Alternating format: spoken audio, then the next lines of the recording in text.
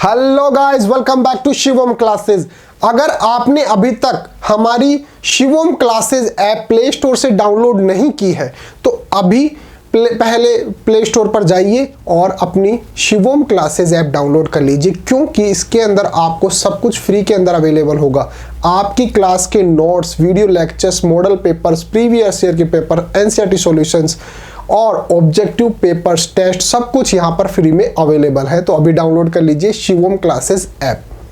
अब हम जो टॉपिक पढ़ने जा रहे हैं उसका नाम है कि संवेग किसको कहा जाता है, इसकी परिभाषा क्या होती है। अगर संवेग को परिभाषित करना हो तो हम किस प्रकार से परिभाषित कर सकते हैं। संवेग का जो सूत्र होता है वो क्या होता है, इसका एसआई मात्रक क्या होता है, और इसके कुछ प्रश्न उत्तर भी लेंगे ताकि आप इसके सूत्र के अंदर हम किस प्रकार से वैल्यूज को पुट करके आंसर निकालते हैं वो तरीका आप सीख सकें। तो चलिए शुरू करते हैं। सबसे पहले संवेग की बात करते हैं कि संवेग क्या होता है। मान लेते हैं कि कोई वस्तु जो है उसका द्रव्यमान है m। कोई वस्तु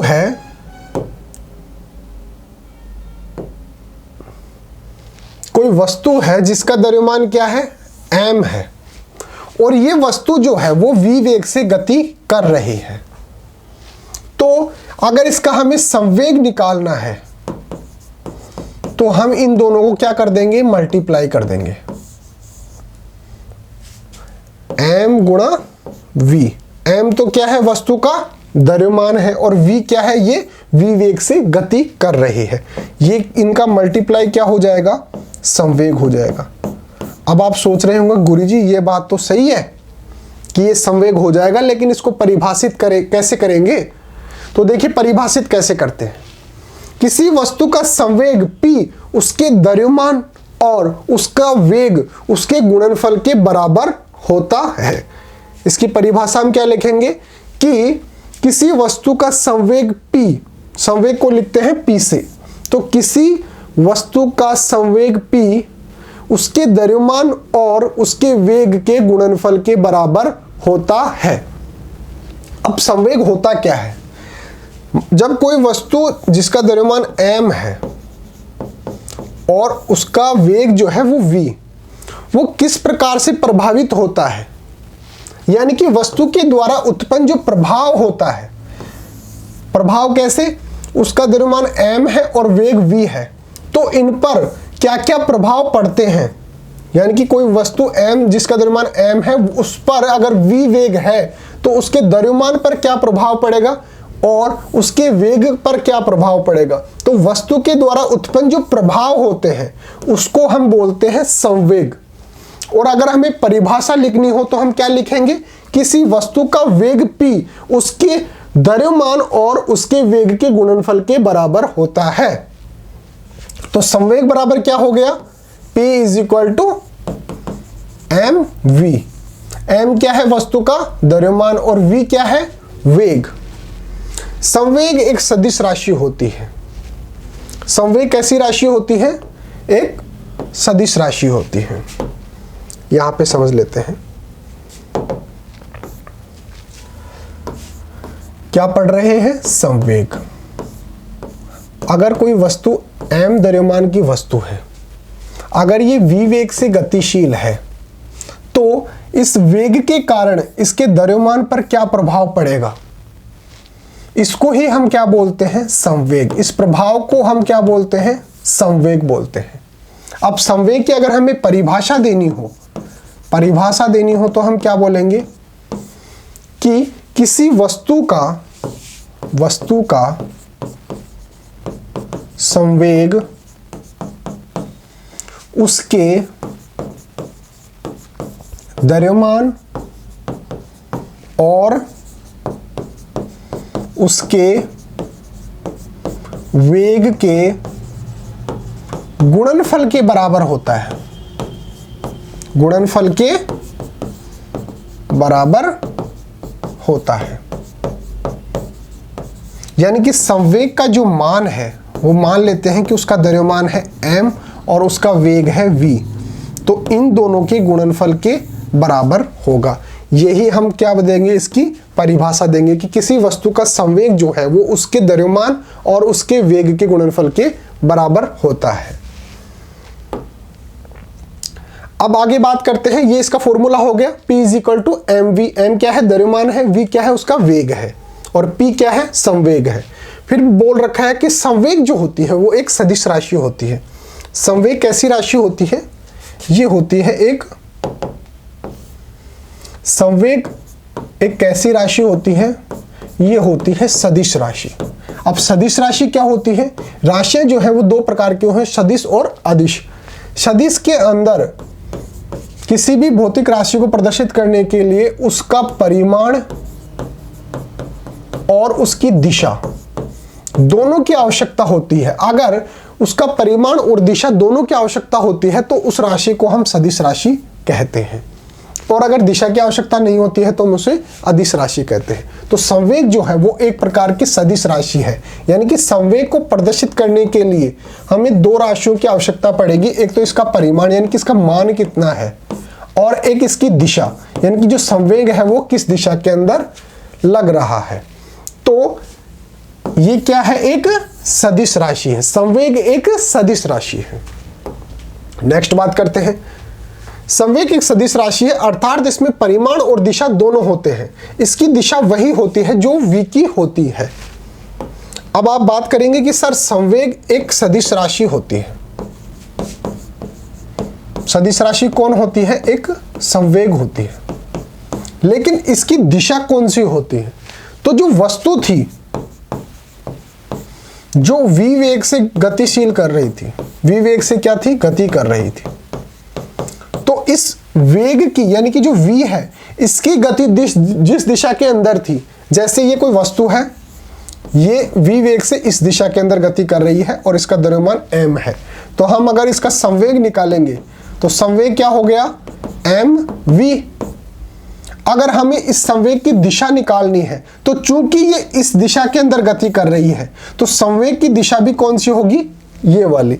तो वस्तु जिस दिशा के अंदर v वेग से गति कर रही होती है वही संवेग की दिशा होती है। तो संवेग की दिशा कौन सी होती है, जो दिशा उसके वेग की होती है। इसका SI मात्रक किलोग्राम मीटर प्रति सेकंड होता है। वो कैसे होता है वो देखिए, हमने अभी P का फॉर्मूला क्या निकाला, P is equal to mv, और P क्या है, यह है संवेग, ठीक है। m क्या है, m है द्रव्यमान, और द्रव्यमान को हम किस में लिखते हैं, किलोग्राम में लिखते हैं, ठीक है। यहां तक की बात समझ में आती है। v क्या है, वेग है, और वेग का फॉर्मूला क्या होता है, दूरी भाग समय, यही होता है। अब यहां तक की बात समझ में आ रही है कि m क्या है, किलोग्राम में है, और दूरी को किस में लिखते हैं, मीटर में लिखते हैं, और समय को किस में लिखते हैं, सेकंड के अंदर लिखते हैं। तो इस संवेग का SI मात्रक क्या हो गया, किलोग्राम मीटर प्रति सेकंड। अगर सेकंड को ऊपर ले जाना चाहे तो क्या हो जाएगा, kg किलोग्राम, मीटर m, और सेकंड s-1। ये +1 मान के चलते हैं हम, ऊपर जाएगा तो ये क्या हो जाएगा, -1। ये क्या हो गई, इसका SI मात्रक हो गया। संवेग का SI मात्रक किलोग्राम मीटर प्रति सेकंड, किलोग्राम मीटर प्रति सेकंड, यानी किलोग्राम m s-1 होता है। वस्तु का संवेग वस्तु के द्रव्यमान और वस्तु के वेग पर निर्भर करता है। ये तो हमने बात ही कर ली कि वस्तु का जो संवेग होता है वो उसके द्रव्यमान और उसके वेग दो चीजों पर निर्भर करता है। ये तो इसके फॉर्मूले से ही साफ हो जाता है ना कि उसके द्रव्यमान और उसके वेग के गुणनफल को ही हम क्या बोलते हैं, संवेग बोलते हैं। तो संवेग कौन कौन सी चीजों पर निर्भर करता है, एक तो उसके द्रव्यमान पर और एक उसके वेग पर, दो चीजों पर निर्भर करता है। अब हम कुछ प्रश्न ले लेते हैं ताकि आप समझ जाएं कि प्रश्न को हल कैसे करेंगे। 14 किलोग्राम द्रव्यमान और 28 मीटर प्रति सेकंड के वेग वाले पिंड का संवेग कितना होगा। इसके अंदर द्रव्यमान कितना है, 14, और इसका वेग कितना है 28। अब संवेग का फॉर्मूला क्या होता है, m गुणा v। m इसका द्रव्यमान 14 और v क्या है उसका वेग 28 मीटर प्रति सेकंड। तो दोनों को हमने क्या किया, मल्टीप्लाई कर दिया और हमारा आंसर आ गया। देखिए पिंड का द्रव्यमान 14 किलोग्राम, पिंड का वेग 28 मीटर प्रति सेकंड। संवेग निकालना है तो P is equal to mv, यानी कि 14 गुणा 28 यानी कि 392 किलोग्राम मीटर प्रति सेकंड। यहां तक की बात समझ में आती है? ठीक है, आगे बढ़ते हैं।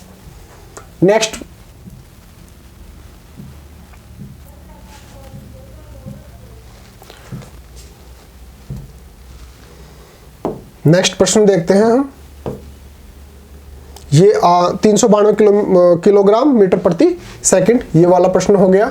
अब नेक्स्ट, द्रव्यमान और वेग का गुणनफल क्या होता है? अभी हमने बात की कि संवेग का सूत्र क्या होता है, द्रव्यमान और वेग का गुणनफल होता है। तो यही प्रश्न में पूछ रहा है कि द्रव्यमान और वेग का जो गुणनफल होता है वो क्या होता है? ऑब्वियस सी बात है, संवेग होता है। तो इसका बी जो ऑप्शन है वो सही हो जाएगा। किसी वस्तु के द्रव्यमान और वेग के गुणनफल को उस वस्तु का संवेग कहते हैं, यानी कि संवेग इज इक्वल टू द्रव्यमान इनटू वेग। यह एक सदिश राशि होती है और इसका SI मात्रक किलोग्राम मीटर प्रति सेकंड है। ये वाला प्रश्न तो बिल्कुल इजी है। नेक्स्ट बात करते हैं। एक गतिमान वस्तु का संवेग कुछ कारकों पर निर्भर करता है। निम्नलिखित में से कौन सा कथन सबसे उपयुक्त है? देखिए, गतिमान वस्तु का संवेग उसके द्रव्यमान पर निर्भर करता है। सही बात है, गतिमान वस्तु का संवेग उसके द्रव्यमान और वेग पर निर्भर करता है, ये उससे भी सही बात है। वहां पर तो सिर्फ बोल रहा है कि सिर्फ द्रव्यमान पर निर्भर करता है, द्रव्यमान पर थोड़ी करता है, उसके साथ साथ वेग पर भी निर्भर करता है। ये बात तो सही है, द्रव्यमान पर निर्भर करता है, लेकिन उसके साथ साथ वेग पर भी निर्भर करता है। तो अगर दोनों के अंदर कंपेयर करेंगे तो जो बी वाला जो ऑप्शन है वो उससे बेस्ट है। और नीचे वाले में क्या दे रखा है, गतिमान वस्तु का संवेग आयतन और वेग पर निर्भर करता है। आयतन पर तो निर्भर करता ही नहीं है, वेग पर जरूर निर्भर करता है। गतिमान वस्तु का संवेग उसके वेग पर निर्भर करता है, वेग पर निर्भर करता है, सही बात है, लेकिन उसके साथ साथ द्रव्यमान पर भी निर्भर करता है। तो जो बी ऑप्शन है वो ये क्या बोल रहे हैं, सबसे उपयुक्त, यानी कि बेस्ट आंसर कौन सा है? तो बेस्ट अपना बी, उसके द्रव्यमान और वेग दोनों पर निर्भर करता है। तो आंसर देखिए, गतिमान वस्तु का संवेग उसके द्रव्यमान और वेग पर निर्भर करता है। किसी वस्तु के द्रव्यमान तथा वेग के गुणनफल को वस्तु का संवेग कहते हैं। P is equal to mv, याद रखिए हमेशा, P इज इक्वल टू द्रव्यमान गुणा वेग, यानी कि P is equal to mv। Next देखिए, किसी सिस्टम में जब दो अप्रत्यास्थ पिंडों के बीच टक्कर होती है तब उनमें, अभी मैंने आपको एक बात बताई थी, किसमें बताई थी? संवेग संरक्षण के नियम में। उसमें क्या होता है कि जब दो वस्तुएं आपस में टकराती हैं, या दो वस्तुएं छोड़िए, एक वस्तु जब आपस में किसी चीज के टकराती है, तो अगर टकराने से पहले उसका संवेग निकालेंगे और टकराने के बाद उसका कुल संवेग निकालेंगे और टकराने के बाद भी उसका कुल संवेग निकालेंगे, तो वो नियत रहता है, वो बदलता नहीं है, वो स्थिर रहता है। तो यहां पे ये बात ध्यान में रखना। अब देखिए, किसी सिस्टम में जब दो अप्रत्यास्थ पिंडों के बीच टक्कर होती है तब उनमें उनका संवेग और गतिज ऊर्जा दोनों ही परिवर्तित हो जाती है। गतिज ऊर्जा परिवर्तित होती है, सही बात है, लेकिन जो संवेग है वो परिवर्तित नहीं होता है। गतिज ऊर्जा परिवर्तित हो जाती है परंतु संवेग संरक्षित रहता है। ये वाली बात बिल्कुल सही। उनकी गतिज ऊर्जा तो अलग अलग हो जाएगी, लेकिन उनके अंदर जो संवेग है वो स्थिर बना रहता है। इसी को तो बोलते हैं संवेग संरक्षण का नियम, यानी कि टकराने से पहले कुल संवेग और टकराने के बाद कुल संवेग स्थिर रहता है। इसी को हम बोलते हैं संवेग संरक्षण का नियम। तो बी वाला ऑप्शन सही है। संवेग परिवर्तित हो जाता है, ये वाला भी गलत है, क्योंकि संवेग परिवर्तित होता ही नहीं है। उनका संवेग और गतिज ऊर्जा दोनों ही संरक्षित रहता है। ये संवेग तो संरक्षित रहता है, लेकिन उनके अंदर जो गतिज ऊर्जा है वो चेंज हो जाती है, बदल जाती है। तो बी वाला जो ऑप्शन है, गतिज ऊर्जा परिवर्तित हो जाती है, बिल्कुल सही बात है, लेकिन संवेग संरक्षित रहता है, यानी कि संवेग जो है वो स्थिर बना रहता है। तो आंसर क्या हो गया? बी। किसी सिस्टम में जब दो अप्रत्यास्थ पिंडों के बीच टक्कर होती है तो उन पर लगने वाले बल के कारण उनकी गतिज ऊर्जा परिवर्तित हो जाती है। जब दो वस्तुएं आपस में टकराएंगी तो उनकी गतिज ऊर्जा तो चेंज होगी ना, लेकिन उनके अंदर जो संवेग होता है वो संरक्षित रहता है, वो चेंज नहीं होता है। नेक्स्ट प्रश्न देखिए, यदि किसी गतिमान पिंड की चाल दोगुनी कर दी जाए, कोई वस्तु है वो जिस चाल से पहले चल रही थी उसकी चाल अगर उससे दोगुनी कर दी जाए तो क्या चेंज होगा, वो देखिए। इसकी स्थितिज ऊर्जा दोगुनी हो जाती है, इसका त्वरण दोगुना हो जाता है, इसका संवेग जो है वो दोगुना हो जाता है। ये बात बिल्कुल सही है। क्यों सही है वो देखिए।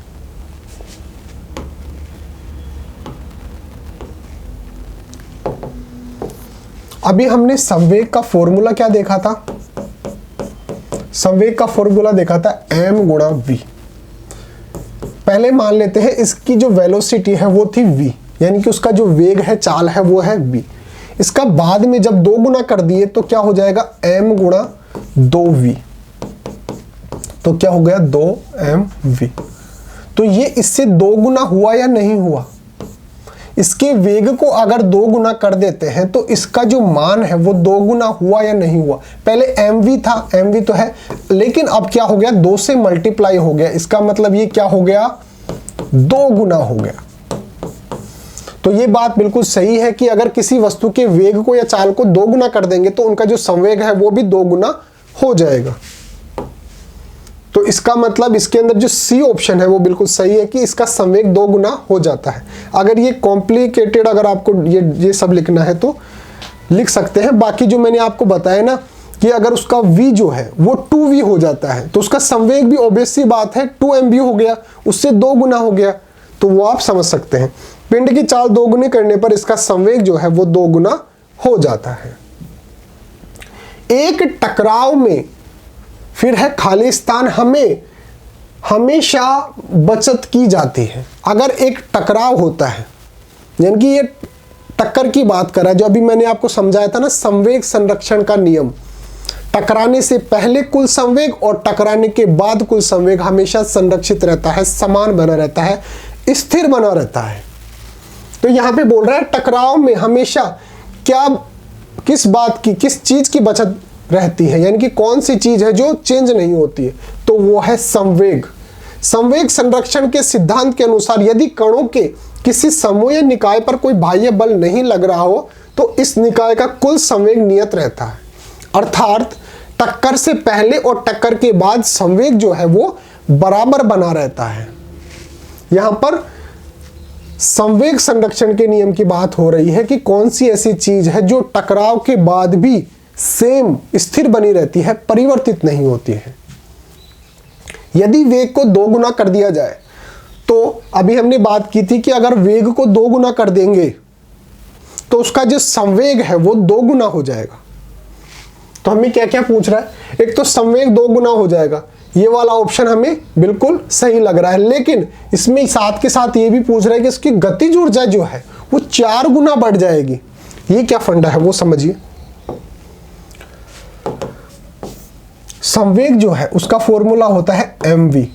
अगर वेग को 2v कर देंगे तो ये क्या हो जाएगा?